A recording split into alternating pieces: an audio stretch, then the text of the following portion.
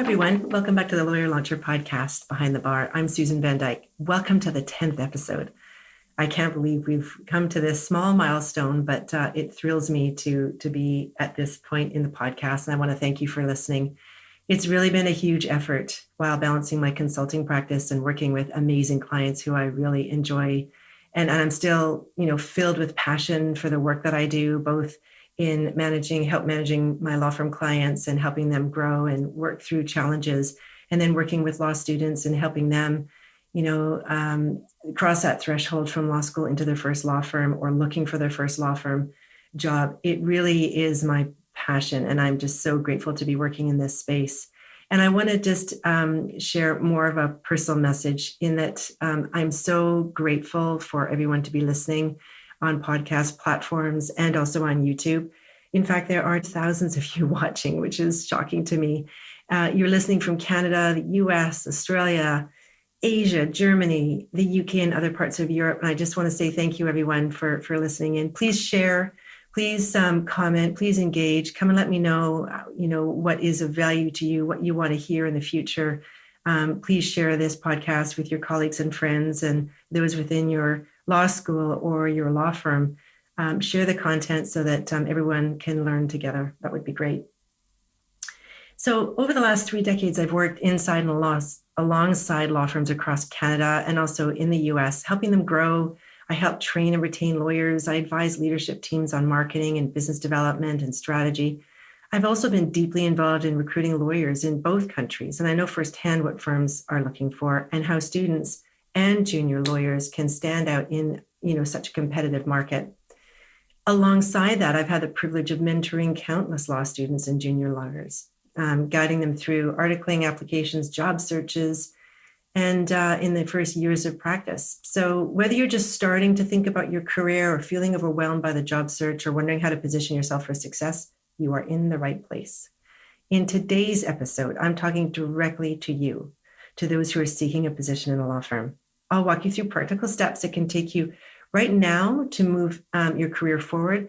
I'm going to share lessons I've learned working with law firms and lawyers across North America and bring insights from past guests who have been in your shoes and gone on to thrive in practice.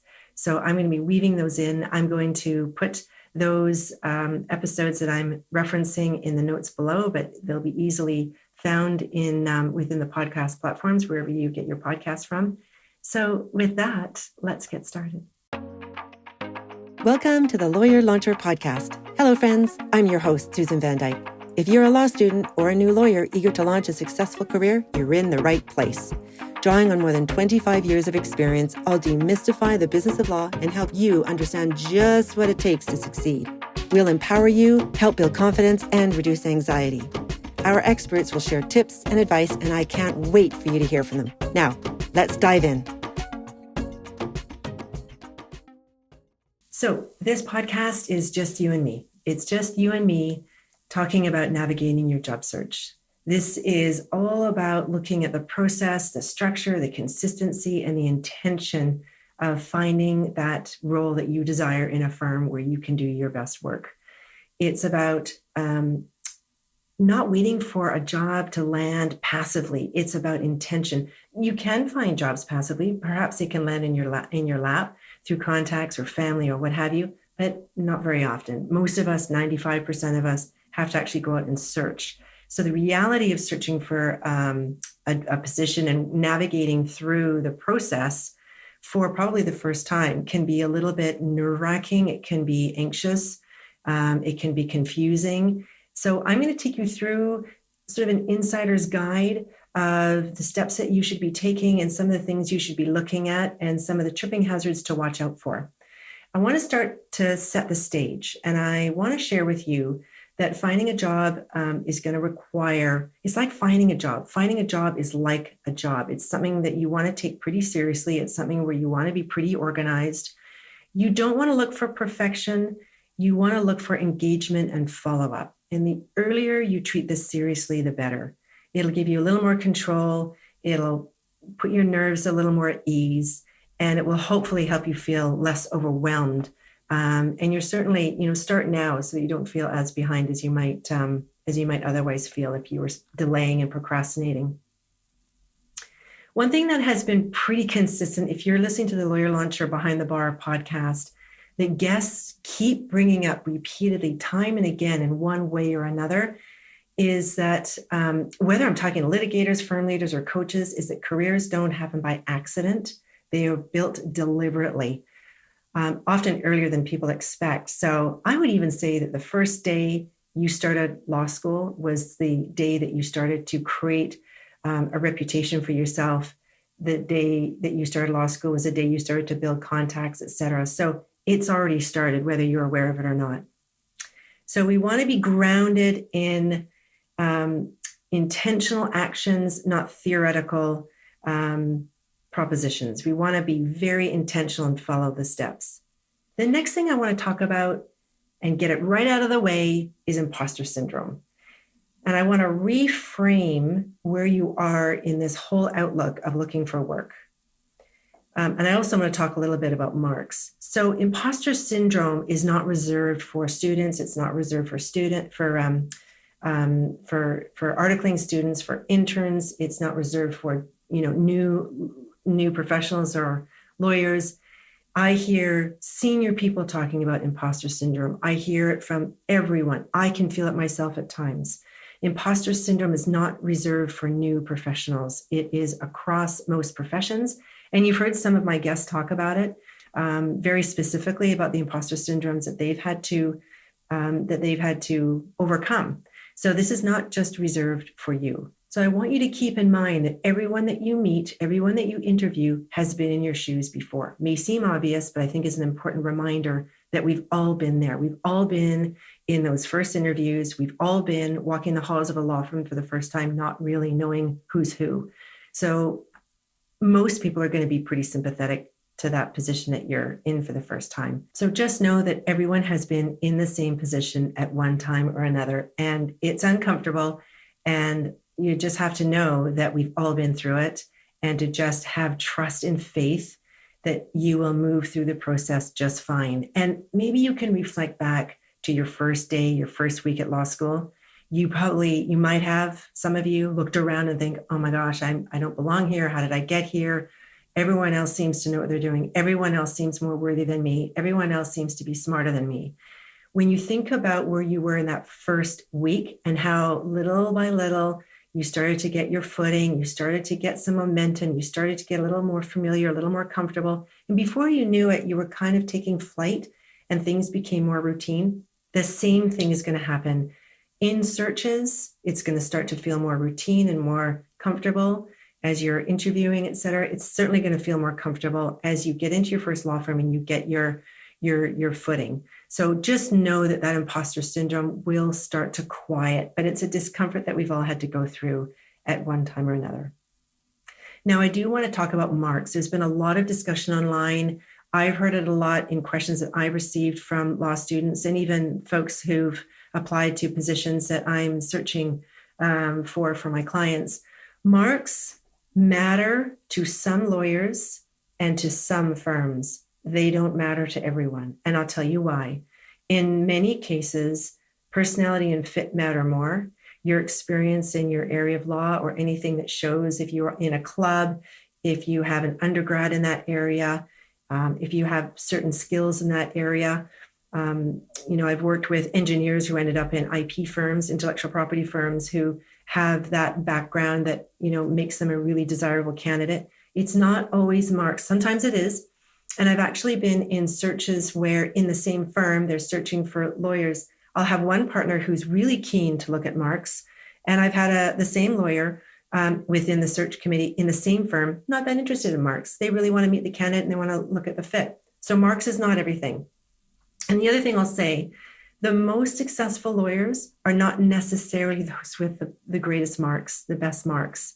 The most successful lawyers are those that lean into relationships, really understand client service, and really are excellent listeners and deliver on client needs. They're not necessarily the ones with the greatest marks, and most lawyers know that. So I just want to quiet that anxiety for a minute. If you have marks that had a dip If you had a bad grade on something, you feel free to talk about it. I've interviewed people who had to take a medical leave or, had an extraordinary time in their life at that time. And one of their marks or a couple of their marks was particularly low, but everything else looked homogeneous. Then talk to what happened at the time of that time of your schooling or in your history. If there's something extraordinary, do feel free to talk about it, because we're all human and we all get it. I want to quote Bina Stock, who was actually my first guest. She's on episode 1. And Bina she was a 20-year litigator. I worked with her at another firm, and she got her master's in counseling, and she's wonderful. And she counsels mostly, I think, lawyers or professionals, because she can really relate to what they're going through. And she talks about the confidence gap. And she talked about perfectionism and how high achievers often assume they're the only ones struggling. So go and take a look at Bina's podcast, episode number 1. I think it might help you.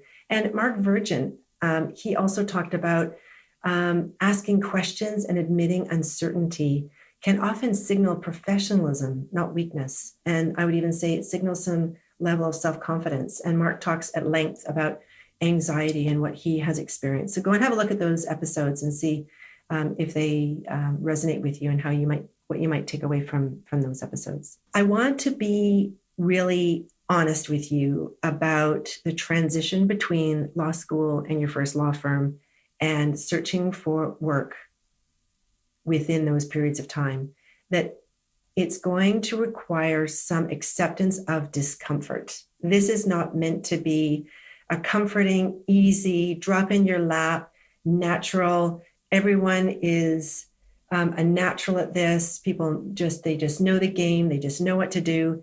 This is, I would say, probably across the board, uncomfortable for every single person who goes through it as part of the recruitment process. The other thing I'll say is once you get into practice, I would really, really encourage you to accept discomfort so that you continue to grow and challenge yourself and build your practice and attract work and do work that you may not be ready for. So accept comfort as part of this process, because there is a massive gap between law school and the practice of law, and a massive gap between law school and the process of looking for work and going through a recruitment process.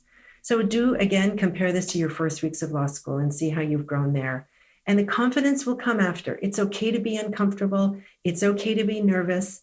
I've had people in interviews who've just come right out and said, declared their nervousness or declared, how they're feeling. And, that's okay. I don't have judgment about that. I think it's really, it's very, it's kind of honest and charming that somebody would reveal themselves to me and help them feel comfortable. So discomfort is a muscle. Get comfortable being uncomfortable, because it will get easier as you move on.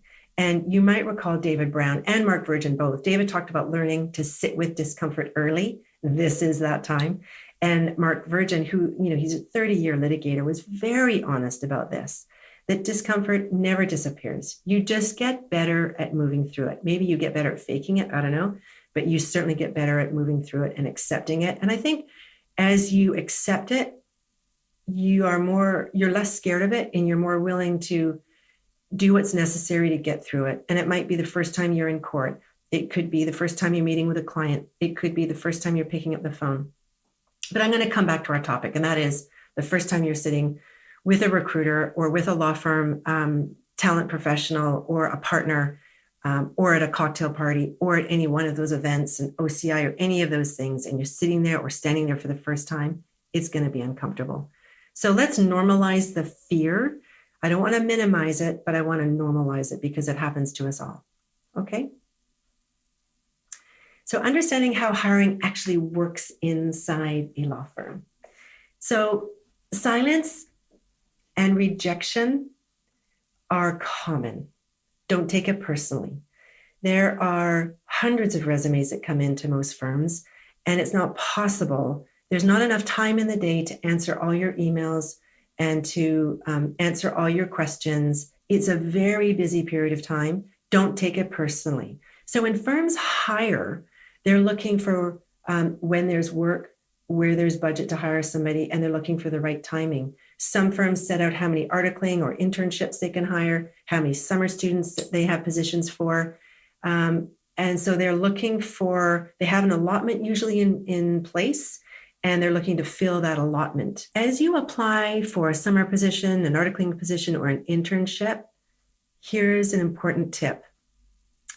Every single one of your interactions is part of your application, whether it's an email to the firm, whether it's standing in reception waiting for an interview, whether it's meeting an associate at an OCI, whether it's having coffee with another student to learn more about the firm. All of those interactions are subject to evaluating you and the fit. I don't want it to cause paranoia. Always treat everyone with respect and know that you're being evaluated all the time. I'm not saying people are, watching you every second of every day. Just know if you're late for a meeting, if you're late for a Zoom call, if you are not groomed properly or dressed or prepared, all of those things are being taken into consideration with respect to your evaluation. Because I can tell you, the next person might be just hitting all those marks really well. So be prepared, show up early, take an interest in the firm. And we're going to get more into this in a minute, but do be prepared and make sure you're really polished when you show up.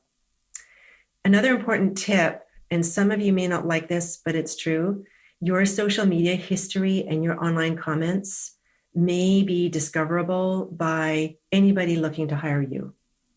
I've done this in terms of my review of your LinkedIn page and profile. Some firms will go deeper. I know many that go deeper. Anything that is online about you is subject to evaluation. If you can, if it's at all possible, go and scrub your accounts, make sure they're professional. There's no political statements. You get to choose, but if you're looking for a position in a law firm, I would say by and large, you want to look pretty squeaky clean.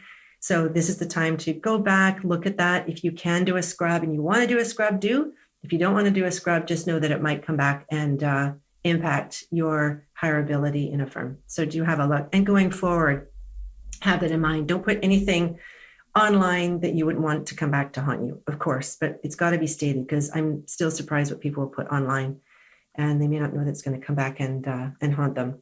I'm going to talk more about LinkedIn later, but have a LinkedIn profile. Make sure it's completely filled out.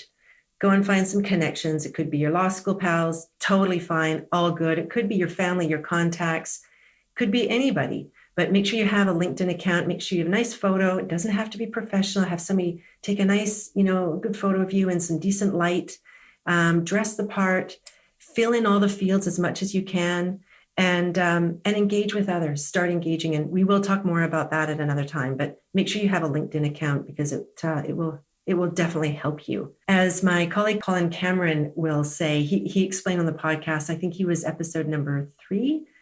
As he said on the podcast, law firms are businesses, and hiring often follows demand, not academic cycles.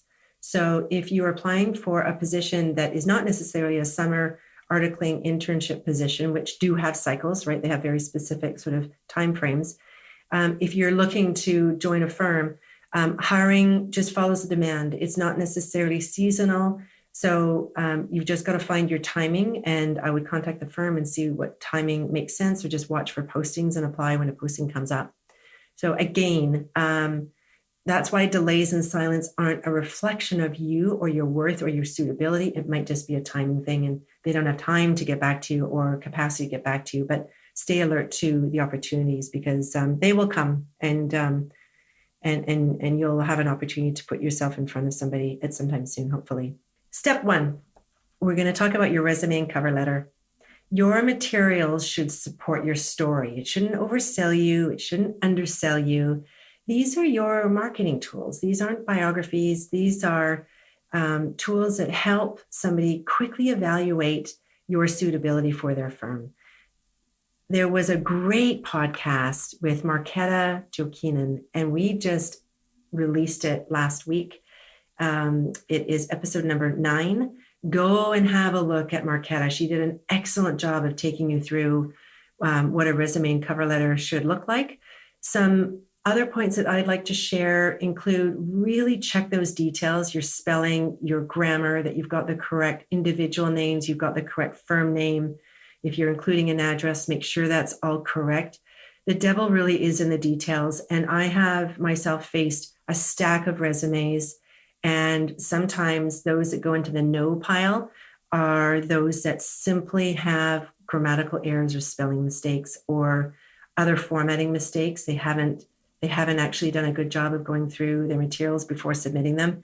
And that is just, I'm sorry to say, one way of rejecting somebody in favor of others that were just more polished. So that's just the truth. It's unfortunate, but that's sometimes the way it goes. Focus on your contribution to the firm, what you can bring, your history. I've talked before about hospitality is a great way to ensure that somebody knows you know what client service looks like. That's a great thing. Mark Virgin talked about that in his podcast as well. I would also focus on your interest in learning and interest in being mentored. That's probably a given. I would tailor things lightly. I wouldn't reinvent yourself each time. I would have a base resume, a base cover letter. And Marquetta will tell you, just switch out probably the first paragraph for each firm that you're applying to. Avoid generic language and, over explaining. Keep it tight. Keep don't go on at length. A 3/4 length cover letter is probably plenty long enough. You want to make it very quick and easy for somebody to scan and take the highlights of your commentary to heart. So have a look at the website of the firm you're applying to. See where you are aligned. I'm going to talk a little bit more about this in a moment, but see where you're aligned and make sure at the front of your cover letter really explains why you're applying to that firm. So make it a little bit personal. Step 2, start networking early and start networking with a bit of courage. I know that networking comes with a heavy sigh with some of you. Networking really is for everybody. It's for extroverts, it's for introverts, it's for everyone in between. And I want you to pluck up the courage, and I want you to go back and remember the earlier comment I made about it's going to take some discomfort to move through the process. And, for the practice of law and being responsible for your own practice will require some discomfort. So networking requires some openness, some curiosity, and some discovery. And learning about others is really a joy. And you can do it one-on-one, you can do it in small groups, you can do it in manners that are most comfortable for you. But start now, start yesterday would have been great. Connect broadly, small firms, large firms, boutiques, in-house, non-traditional paths. Go broad and don't reject any notional idea of what is right for you. Really be open. Go in it with a curious mindset. People love talking about what they do. People really love, ask questions. How did you get in your role? What are the kinds of clients you have? What's the kind of work you do? What does a day look like? How often are you in court? And so on. Go in with curiosity. Lean into those conversations because most of us really love talking about what we do. And in those conversations will be tremendous learning. And don't assume where you're going to find your people in your practice, right? It could be anywhere, and you might actually surprise yourself. So treat networking as an exploration, not a commitment of choosing a type of firm or a type of practice. So ask a lot of questions, listen really carefully, take some notes, always take some notes so people know that they're being heard, and follow up with thanks. So I would aim myself, if you're in an active search, for 2 or 3 conversations per week. And these are conversations, not necessarily job asks. These are, can I learn about you? Can I learn about your firm? You could absolutely let them know you're looking for work. Do they know anybody who's looking? Do they know of anyone you should talk to? Is there an introduction they could make to somebody that they believe would be helpful to you? These are conversations. These are ongoing, you're building your long-term network. This is not just the job search. This is your long-term networking. I would link in with them afterwards, thanking them for meeting with you. And I would keep a bit of a tracking list so you know who you've talked to. So keep yourself organized as you move through these next few years, because it will help when you go back and you realize who you've talked to. As you're networking, I would also look for mentors. Mentors are game changers in a career and in job searches. Guidance accelerates job searches. They also make it more comfortable. They also make it a little easier. They can make introductions potentially. They can help look at your resume, your cover letter. They can, if they really know you well, they can make suggestions as to various practice areas that you would be most suitable for. They can serve you well as you get into practice, and they can answer your questions. I like the idea of having a mentor inside a firm and also a mentor outside the firm. You could have many mentors. There's no limit. But as you're looking for a job search, get a mentor, get a champion if you can. So as you're networking, keep that in mind, that maybe there's somebody who you might like to approach as a mentor. And there are a lot of bar associations that offer mentorships. Your career services office probably has mentorship opportunities. So your professors too. So snoop around and see who might be a potential mentor for you. They come in many, many forms, and they don't need to be formal. Many people want to help, and they don't need to be formal or on a certain cadence. Just find a mentor, find somebody who you can ask questions without reservation. That's the most important thing. And Linda Lucas, who was a guest on the podcast, also spoke about trust and leadership starting early. She talked about mentorship often grows out of professional reliability and follow through. So show up as somebody who is eager, somebody who's organized, somebody who is reliable and consistent. And that will definitely fortify your relationships in a way that nothing else will. David Brown was on the podcast also. When I spoke with him, he talked about networking not as a personality trait, but as a muscle. He built opportunities by having conversations, often uncomfortable ones, and just kind of letting things evolve. And you'll hear a story that he told about where he created a articling position for himself by developing a relationship with another professional who became one of his champions, and not certainty. So he was quite strategic, but he was also really courageous. And he accepted discomfort. So, there's this theme that keeps coming back again. So want to reinforce that for you as well. Let's move to step 3. And that's narrow your focus with confidence. You need some direction. You don't need a lifelong decision on the area of law or the area of focus that you think you want to take. You don't need to be perfect. You don't have to have clarity. You just need to have a working hypothesis on what you think, where you think you want to work. Litigation versus solicitors work. If you have a leaning towards one or another as you're working on your search, declare your interest, explain your assumptions and your thinking about why you believe one area or another would be more suitable for you. Research, talk to people, meet lawyers, attend CLEs, and talk things through. And then make the best decision you can right now with what you know right now. You can change later, but it is helpful to know where you're leading now as opposed to being a complete clean slate. And if you saw Marketa Jokinen's episode, when she was talking to us, she was very clear that narrowing your focus isn't about boxing yourself in. It's about giving firms a way to understand where you fit in. So, firms hire around coherence, not certainty. And I know circumstances where a firm has really gotten excited about a student or a new associate, and they've come back to them. They said, look, we think there's a future in our litigation department, not so much in our corporate department. Would you at all consider a future in litigation? And maybe they'll come back and negotiate with you. And if you feel like litigation's just not for you, let it be known. But if you think there's an inkling of interest, I would accept that position and see where it goes. So it can at times, sometimes be a bit of a negotiation, but don't be afraid to let it be known what your area of interest is and why. Okay, step 4, prepare for your interview. Do your research. Note why this firm is of interest to you. At the early stage, looking for a summer articling or internship position, it's just about numbers. You're just going to want to get out a number of resumes. But I would say for most of those, do some research, change that first paragraph of your cover letter, and always submit a cover letter.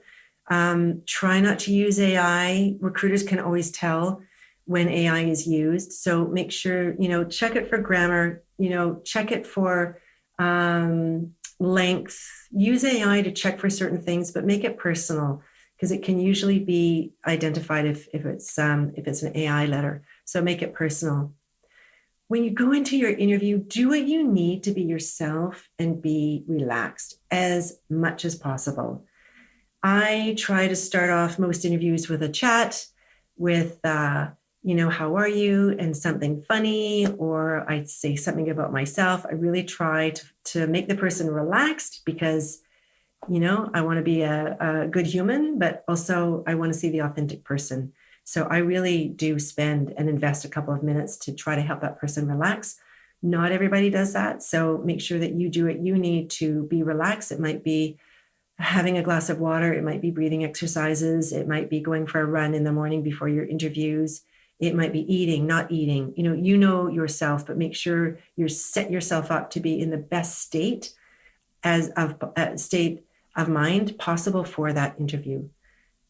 Always show up a little bit early. If you're in person, going to an interview in person, plan your route early. Show up so that you're relaxed. Show up early. If you're really early, go and have a cup of tea in a coffee shop and then walk across the street to your interview. If you are, I would say, more than 10, I would always plan to be about 10 minutes early in person for an interview. Show up, tell reception you're there for an interview. I would sit down in reception, let them know you're early, that not to worry, you're just a little bit early, and just sit down and breathe, relax. Try not to look at your phone and look around and smile. And you can engage with the receptionist if that's something that they do, if they're not busy. If it's online, connect online early. If it's a Zoom or Teams interview, connect early, be 5 minutes early. I note that when I'm interviewing people, and I love to see that they're sitting in the waiting room ready. I'm getting myself organized, and I turn on the camera and start the meeting at the appointed time. But I know they're there, and it is a real indication that somebody's organized. Dress and groom well. What does that mean? Show up as you are, but make a little effort. Make sure that everything is polished, that there's no distractions. I personally would avoid anything that's overly, too much jewelry, too much makeup, too much, hair, but show up as you are. It's very personal. For the guys, I would make sure you don't have to be fancy, suit and jacket, a tie, be pressed, be polished, be tidy, get a haircut, shave if you shave, show up as yourself, but make sure that you are tidy and groomed, polish those shoes. It gets noticed. I'm just telling the truth. It gets noticed. So show up, groom yourself well, and be prepared for a great interview. If you're on video, do a tech check beforehand, by the way. Make sure your lighting and your microphone are working as well. I sometimes can find if you toggle between Teams and Zoom, there can be technical issues. So make sure that those are all taken care of before you get online. So take care of how your interviewers are experiencing your interview. That will help. If you do run into a technical problem, sometimes, the mic isn't working properly. Make sure you're off mute. That's a common thing. But don't worry if there's tech issues, just, that's fine. And I always feel really badly for candidates when that happens because I know it's very stressful. Anybody sympathetic is going to be really kind and careful with you. Sometimes you'll need to log off and log back in. Don't worry. It happens. It's not uncommon for it to happen. So don't panic if that happens. And it might give the restart of the interview a bit of a laugh, and you can kind of connect on that and get on with your interview. Have questions ready, whether you're on a Zoom call or in person. Have questions ready. Make sure that you've done some research and you have some authentic questions of things that you're interested in, and have your notes handy. It's perfectly fine to bring in notes. I think it shows somebody is prepared and organized. Have them handwritten or typed out, whatever you like. Not ideally on your phone. I don't know. There's something about looking at a phone when, if it has to be your phone, it can be your phone, certainly. But I would personally have it in printed form or perhaps on a laptop or an iPad, something like that. But definitely bring in your notes and your questions, and take notes in interviews too. That shows high engagement. Take notes of what you're hearing. And I mentioned earlier, as a recruiter is looking through your resume or your work history, your marks, if there's any gaps in work history or your education or anything that might cause somebody to go, what's happening there? Make sure you explain it. You can explain it in your cover letter, and you can certainly speak to it. So make sure that you're anticipating any questions somebody might have with your history, anything that disrupted your schooling or your previous work history that you may have had. As you are networking, as you are building your community of people, as you are looking for a mentor, as you are meeting firms and meeting lawyers and talking to other students, meeting with other interns, meeting with other articling students and summer students, follow up with them, stay visible, track your progress. So link in with them right away, because you've got that LinkedIn profile set up, right, by the way, right? So make sure you send them a LinkedIn invitation, maybe a little note that says, so good to meet you, let's stay in touch. You might even like to keep an Excel spreadsheet of all those people that you've met, their firm names, maybe some comments of what's going to remind you of your conversation with them. They might have introduced you to somebody else. You might note, the path of how you've met someone. So keep notes and track your progress, because careers are built through these patterns, through these consistent efforts. They're not through one-offs, right? They're not through happen chance. Well, they can be, but often they're grounded in these patterns and these consistent efforts to follow through. Because one conversation can lead to another, and follow-up is natural, it's expected. And you can even ask people that you meet, can I follow up with you? Even though there may not be a position for me at this firm, I really enjoyed our conversation, and I think your practice is so interesting, and I would love to one day work in your area of law. Would it be okay if I followed up in 6 months? And chances are 99% of people are probably going to say yes. Note that in your file, note that in your calendar, send them a LinkedIn note, looking forward to catching up in 6 months' time. It sounds tedious. It may sound over the top, but this is how good practices are built. And when you start early, you're going to reap the benefits in the long term. So track who you've met, track your next steps. What gets visible gets done. Share your Excel spreadsheet with somebody you trust. Share your plan with somebody that you trust, because what gets visible gets done. And Kimberly Rice was a podcast guest on the Rainmaker Guide. And, she talks about the same skills that build legal careers. The follow-up, the consistency, the visibility are the ones that Rainmakers rely on later. And again, these are not necessarily the folks with the highest marks. They might be, but more often than not, they're just following up, building relationships, and they are tying connections with other connections and with work opportunities. So these are the gifts of people learn. And it's not necessarily something they're born with. It's a learned behavior and something that they get a good experience, and they build up the muscle in doing that. One of my final comments is probably amongst one of the most important messages that I want to share with you. And it is to stop comparing yourself to others. Comparison will drain your focus, it will drain your momentum, and it will steal your energy. Someone will always look better, smarter, brighter, more advantaged than you, more well-positioned, more connected. Your own path is unique. Your own trajectory is your own. Your focus is a finite resource, and I want you really to protect it. Others have their own journey. What other people are doing is not your business. Your business is your focus, your path. We can still celebrate others and wish them well. We can still celebrate others' success, but your path is your own. So I really want to encourage you to lean in, focus, plan ahead, follow the steps, make it your own. Not everything that I've mentioned may work for you. You might reject some of my advice. You may find not all of this is resonating with you, and that's perfectly fine, because you're going to find your own way, and your own way is exactly as it should be. That's why this conversation that I'm having is with you and with me. It's not with a crowd. It's just with you. I want to speak to the person who's really wanting to, you're dreaming. You really want to find that role in your dream firm. This is one way you're going to get there. Maybe not your summer position, maybe not your articling or internship, but it's your route to finding that dream position that you are seeking and that you're deserving of. You've put so much investment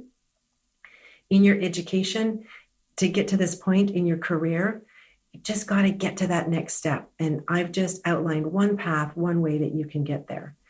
And, Jane Roswarren said this really well. And she talked about comparison. She talked about setbacks and recovery in a recent episode. And she says, setbacks are, you can turn them into your personal narratives that, you can reframe a setback. You can recover from a setback, and you can recover and you can use it as a motivational tool.